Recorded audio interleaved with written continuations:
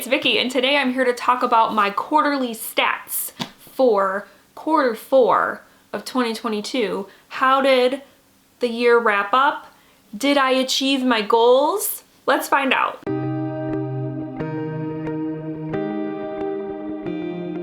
So quarter 4 was actually my most read.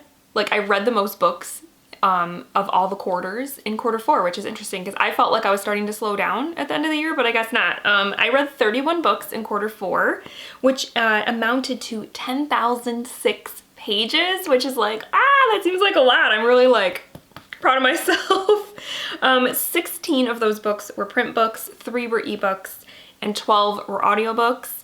And then I had one reread. In this quarter, I reread The Midnight Club by Christopher Pike, which was a book I read as a kid.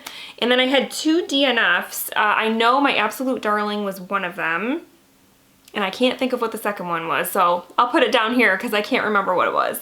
I had 3 5-star reads in quarter 4. I gave 5 stars to The Hellbound Heart by Clive Barker, The Weight of Blood by Tiffany D. Jackson, and The Grapes of Wrath by John Steinbeck. Of those 3, my favorite was The Hellbound Heart. I absolutely loved that book. It was great. It's like instant classic. It's one I will reread. It was awesome. So going into my genre breakdown, it should be no surprise, especially with quarter 4, including the month of October, where I read lots of spooky things. Horror was my biggest genre that I read in this quarter. I read 9 horror books, followed by the next category. It goes from 9 down to 3. So yeah, horror overwhelmingly was my genre in quarter 4. But the next one with 3 was mystery. And then, let's see, another one that had 3 was just like general fiction, literary fiction, whatever you want to call that. I also had, then it goes down to 2. So like the rest of the genres, it was pretty light. I read 2 YA novels, 2 graphic novels, 2 fantasies, 2 nonfictions, 2 classics, 2 historical fictions, 2 poetries, and then I read 1 middle grade and 1 memoir. So yeah, it was kind of all over the place, but overwhelmingly it was horror. And then kind of going into my goals, I'm basically going to talk about like how I did in quarter 4, but also sort of reflect on my goals across the entire year to see like, did I achieve my goals? So the first big goal that I made in 2022 was originally to read 60 books, and then I upped it to 100. And I ended up reading 112 books, which is a record for me. I've never read that many books before in 1 year, so that was like a big accomplishment. Granted, yeah, some of them were poetry collections or graphic novels or other things that you can get through quickly, but you know what? Reading is reading. It all counts. And I read 112 things, and I think that's really great. Of the 112 books that I read in 2022, 62 of them were print books, 7 were Kindle or ebook, and 43 were audiobooks. So I was kind of surprised by that. For a while, I was thinking that audio was like winning out, but I still predominantly read physically. A big goal that I had in 2022 was to read more from my Kindle, which I was not doing very well with the first part of the year until I made it like a priority and started putting one on my TBR every month. And I ended up reading 7 Kindle books this year, which still is not a big number considering that I read 112 books and only 7 of them were Kindle books.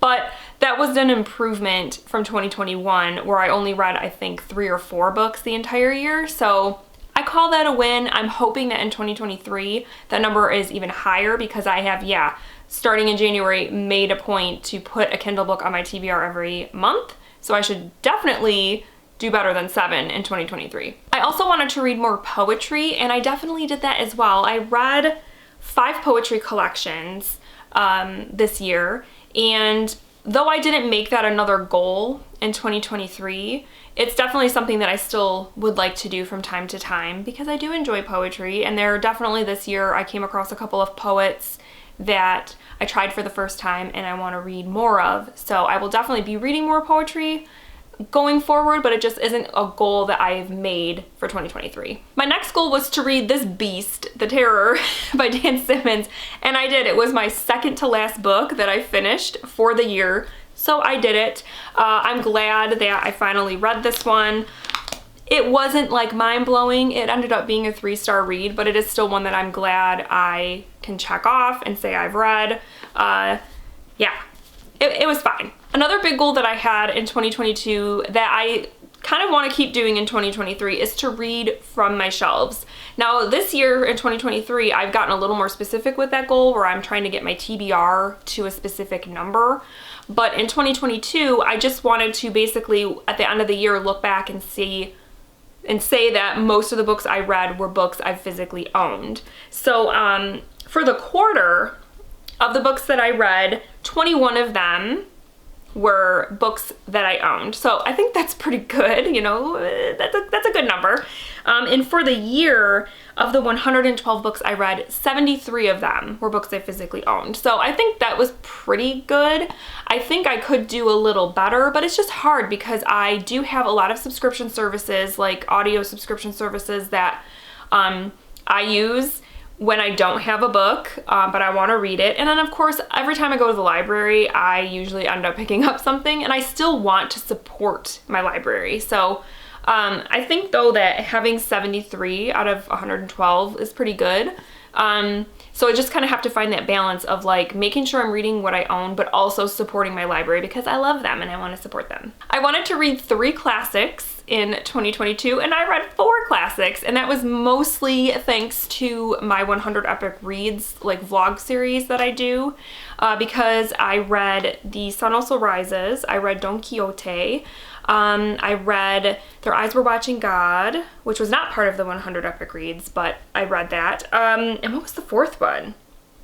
I honestly I'm drawing a blank. Oh, The Grapes of Wrath. Oh my gosh, I just read it in quarter 4. So yeah, those were the 4 classics I read. I thought the number was going to be higher, honestly, but still, I think, hey, I made my goal of reading 3. That's a good number.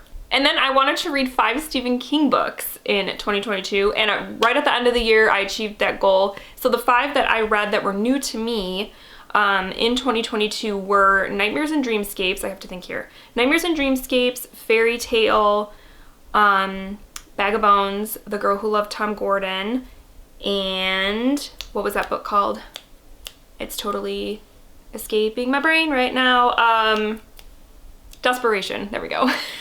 So yeah, overall 2022, I achieved every goal that I made, which is, I don't think it's ever happened before, to be honest. So that's kind of cool. I had a couple more little stats that I thought I would share in case you guys wanted to know what they were.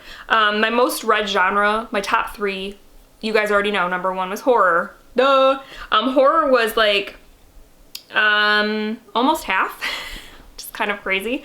But followed by thrillers, which is like a cousin of horror, right? I mean, so, and then the 3rd one, believe it or not, was young adult. I read a lot of young adult in 2022. So, like I said, a lot of it was horror, but then I had some other young adult that was just like young adult, you know, and that's interesting because I've never really gravitated towards that before, but 2022 was that year for me, was the young adult year. In terms of my book format breakdown, yeah, 56%. So just over half of the books I read were print, which is also kind of surprising because audiobooks were 38%, and I thought for sure I'd listened to more audiobooks than I read.